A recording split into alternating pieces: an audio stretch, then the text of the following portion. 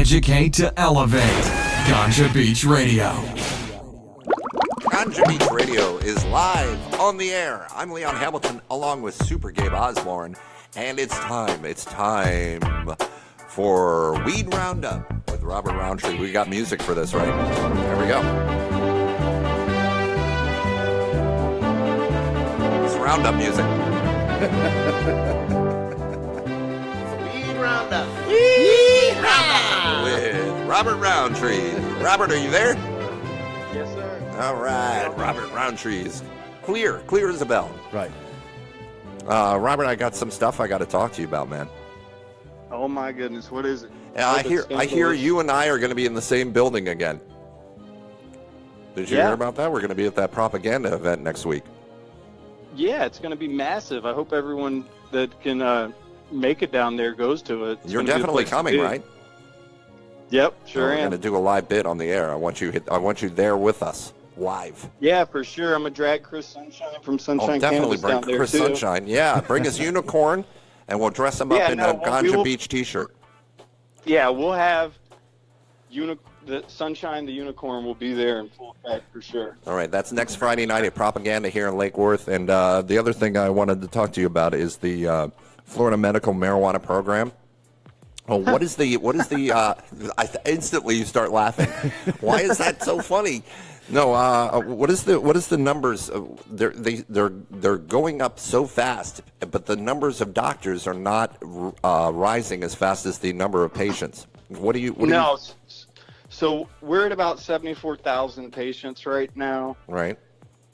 Of that, I think there's still 10 or 20,000 maybe 30,000 getting cards processed. Right.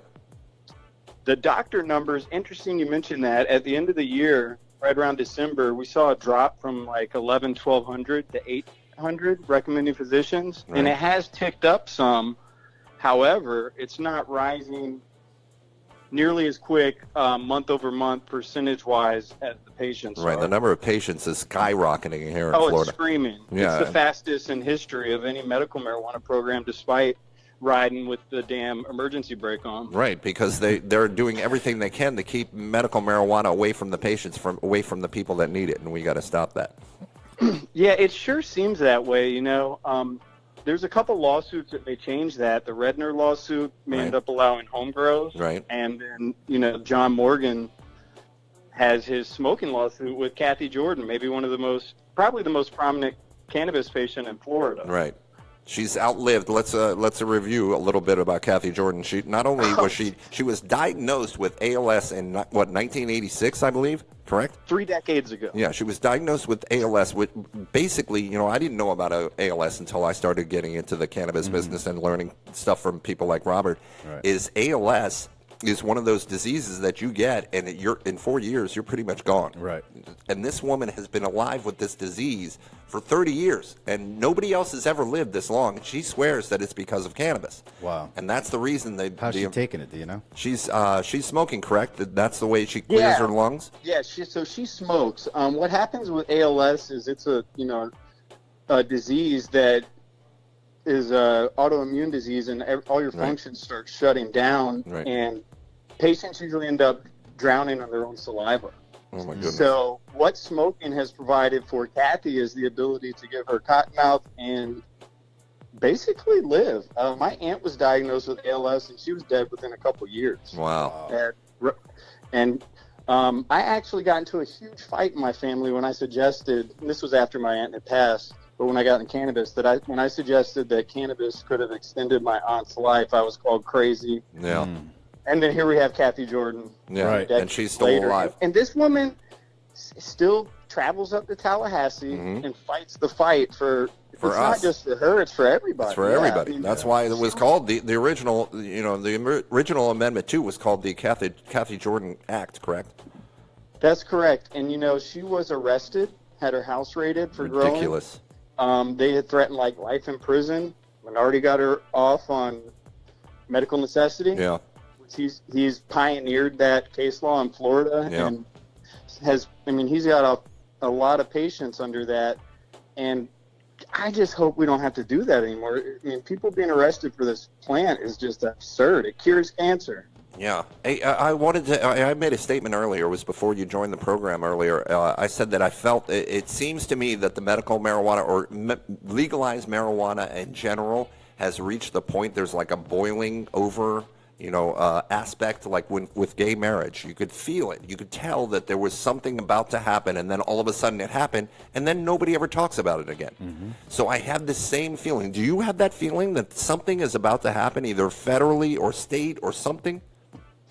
I do, and there's a lot of sticks in the fire that may catch fire. Jose Bolen on Valentine's Day is arguing in front of the federal court in New York to rule that cannabis being on the Controlled Substances Act is unconstitutional. That's right.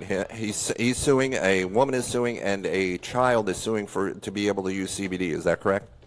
No, it's Marvin Washington, a former NFL player, Okay. Jose Bolen, the decorated U.S. Army war hero veteran, and then there's two children. Okay, two and then children. there's the Cannabis Cultural Association, and they're suing. Basically, their argument is the Controlled Substances Act having cannabis on it is unconstitutional. Right, because they can prove that if it they win, helps. it gets. It's ruled unconstitutional. It's off the Controlled Substances Act, and then our politicians will be scrambling to figure out what to do. Well, But this is how Canada received a nationwide medical program in their country. It's through and they're the court light years system. ahead of us. Yeah. They're buying up all of our licenses Yeah, in Florida. they're buying all our licenses, and they're planning on flooding us with beaster weed. Is that what you call it? Yeah, beasters. Go Beasters. to Urban Dictionary and look up Beasters. It's synonymous with bunk weed. Yeah, that's the slang for Canadian weed. All right, Robert. I wanted to talk about a little bit before I let you go. I wanted to talk about Regulate Florida and how people can Absolutely. donate their time and donate getting signatures. How do they do that? Okay, so the best way to do that would be to go to regulateflorida.com. They can sign up to be a volunteer there. They can donate funds. They can select for a monthly donation. Yeah. And any amount helps. So $1, $5, $10, make it a monthly contribution. That will help us pay for petitioners. Right. Another way is you can download the petition at regulateflorida.com/petition. Yeah. And you can download that petition, print it off, fill it out and sign it.